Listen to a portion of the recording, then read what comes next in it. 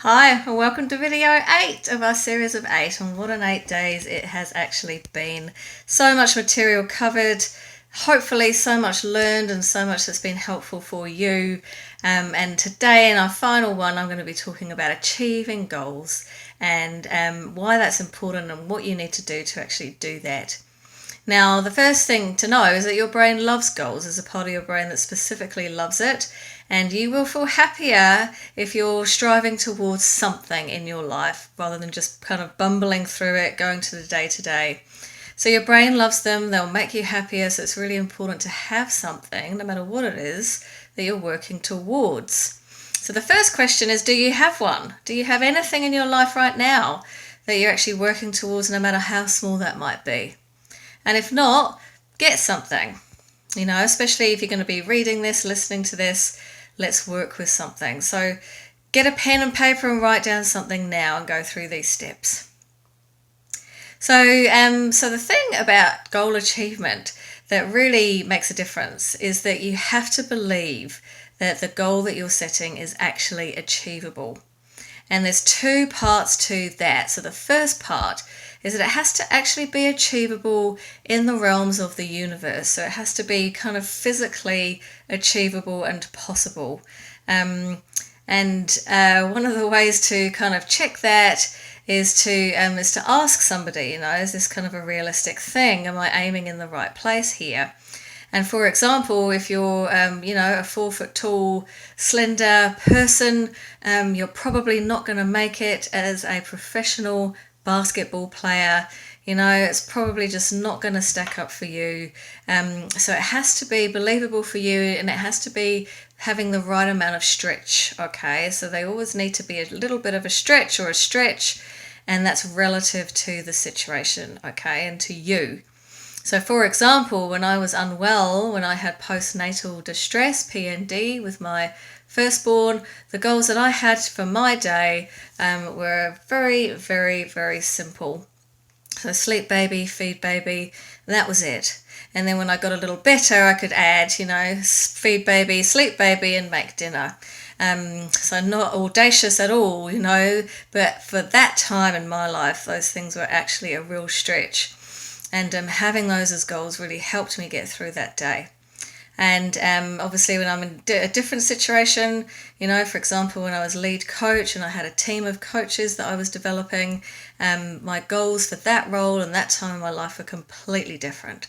So it's always got to be relative and the right amount of stretch and possible in the realms of the universe. Now, the second thing about it being believable is it has to be believable for you. So you have to believe that you can achieve it, that it's possible for you to achieve.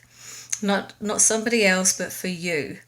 And this is why people who set goals that are seemingly impossible and actually achieve them, this is how they do it, because they are believing in themselves. They're not believing in the past or the kind of restraints of science or any of those things. They're believing in themselves so much. Now, what is it that affects that belief, whether you believe it's possible for you? Well, I think you've guessed it. Of course, if you have that inner critical dialogue, that self-talk nagging away at you, it will erode that belief. So if it's going to tell you you're not good enough to have this, or if it's going to doubt your capabilities, you can't do this. Or the old favourite, who do you think you are? Who are you to achieve this, to have this?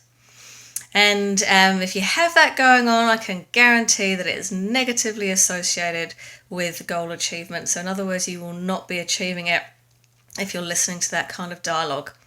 So obviously, if you are, what's going to happen is you're going to talk yourself out of it.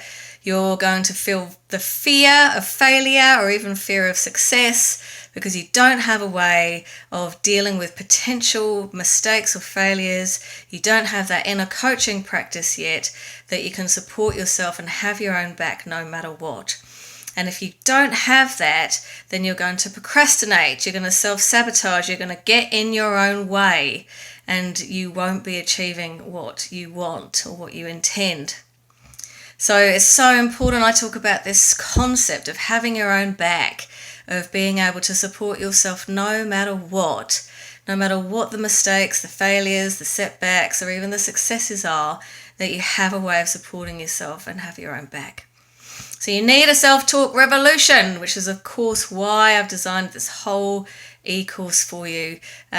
So obviously that's coming tomorrow, which is very exciting. And for now, what I would recommend you do to start to turn that internal dialogue around is the first thing is to write down what your very, very first step is and make this a tiny, small, achievable step. What's the very, very first thing that I need to do to get on track with this? And once you've done that, taken that step, you'll start to build confidence and other steps will reveal themselves to you. And the second thing is to write down why this is doable for you. So what's a strength or a resource or a past achievement that you have that's about you that means that you can achieve this? And if you write down those two things, it's a really great start. And I hope that works for you. Let me know, and I'll be seeing you tomorrow to talk about how you can sign up for the Inner Critic to Inner Coach e-course. See you then.